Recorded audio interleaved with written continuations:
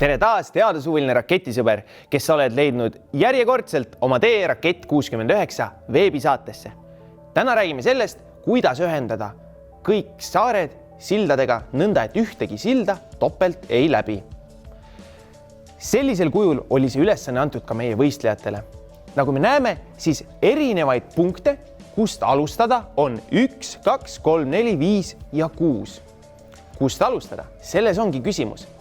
Ja sellele vastamiseks peame me ära lugema, mitu silda igalt saarelt välja läheb või sinna sisse tuleb. Joonistame selle sama kaardi siia tahvlile. Ning loeme kokku, mitu silda igat saart ühendab.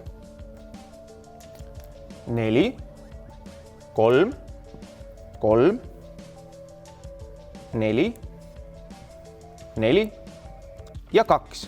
Ning tõmbame ka need sillad siia vahele, et meil oleks lihtsam seda ülesannet jälgida. Näeme, et sildadest ja saartest moodustub justkui ümbrik ning teisisõnu ongi see ülesanne, kuidas joonistada ümbriku nõnda, et sa kordagi pliiatsit paberilt või tahvlilt üles ei tõsta. Kuid kust peaks siis alustama? Vaatame kõigepealt saart, mis on ühendatud 2 sillaga. Kui alustada saarest väljapoolt, siis tuleb saar läbida nii, et sinna lähed sisse mööda ühte silda ning sealt välja mööda teist silda. See tähendab, et kunagi hiljem sellele saarele enam sattuda ei saa. Kui aga alustada sellelt samalt saarelt, siis lähme mööda ühte silda välja ning mööda teist silda tuleme saarele sisse tagasi. See tähendab, et me peaksime lõpetama sellel samal saarel, kust me alustasime. Kui vaatame nüüd mõnda saart, mis on ühendatud 4 sillaga, siis nende kõikide puhul kehtib sama, mis 2 sillaga ühendatud saare korral. Kui alustame väljastpoolt saart, siis läheme saarele sisse, sealt välja, teist korda veel saarele sisse ja taas sealt välja ning rohkem sellele saarele me jällegi ei satu. Kui aga alustame saarelt, siis lähme välja, tuleme sisse tagasi, lähme välja ning taaskord oleme sunnitud lõpetama sellel samal saarel. Kui aga saart ühendab 3 silda või ükskõik missugune paaritu arv sildasid, siis juhul, kui me alustame väljastpoolt saart, tuleme me ühe korra saarele sisse, läheme teine kord saarelt välja ning 3. korral tuleme jälle saarele sisse, mis tähendab, et me lõpetame sellel samal saarel. Kui me alustame sellelt saarelt, siis läheme me kõigepealt saarelt välja, tuleme sinna taas sisse ja lähme veel kord saarelt välja ning enam kunagi me sinna saarele sattuda ei saa.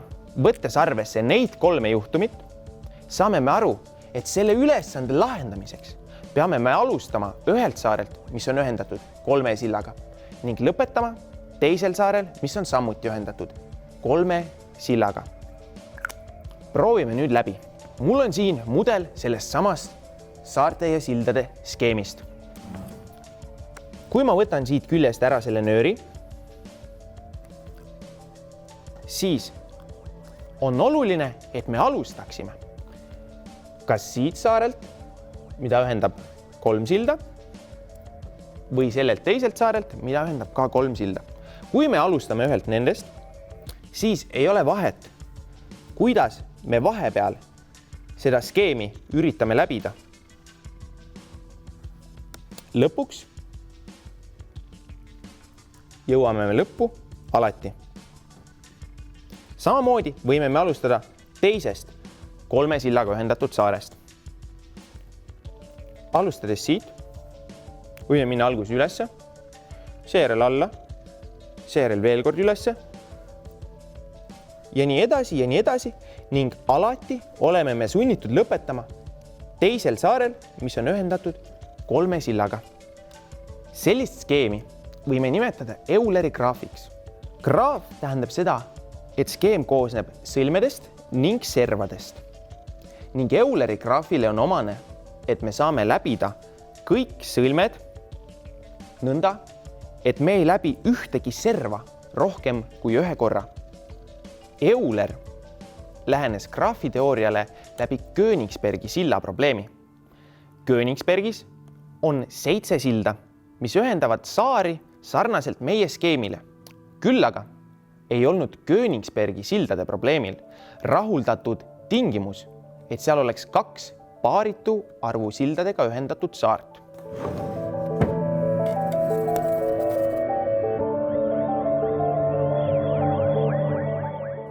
Königsbergis oli kokku 4 saart. Ning need saared olid omavahel ühendatud sildadega nii, et kokku oli meil 1, 2, 3, 4, 5, 6 ning 7 silda. Kui me seesugust skeemi jälgime, siis näeme me, et seda saart ühendab 1, 2, 3, 4, 5 silda. Seda saart siin 1, 2, 3 silda. Meil on juba 2 paarituarvulist saart olemas, mis tähendab, et ülejäänud saared peavad kõik olema paarisarvulised. Kuid kui vaatame edasi, siis ka seda saart ühendab 3 silda ning ka seda saart 3 silda. See tähendab seda, et ükskõik milliselt saarelt sa ka ei alusta ning ükskõik millist silda sa esimesena ei ületa, ei ole võimalik läbida kõiki saari nõnda, et sa ületad igat silda täpselt ühe korra. Kui aga teise maailmasõja ajal 2 silda pommitamise käigus ära lagunes, siis muutusid ka tingimused. Seda saart jäi ühendama 3 silda, seda siin 2 silda ning ka seda siin 2 silda. Ning nüüd näeme me, et meil on 2 paarisarvulist saart ning 2 paarituarvulist saart, mis tähendab, et kui me alustame ükskõik kumbalt paarituarvuliselt saarelt, saame me läbida kõik saared nõnda, et igat silda läbitakse vaid korra. Proovi ka kodus järgi, kas see tõesti on nii.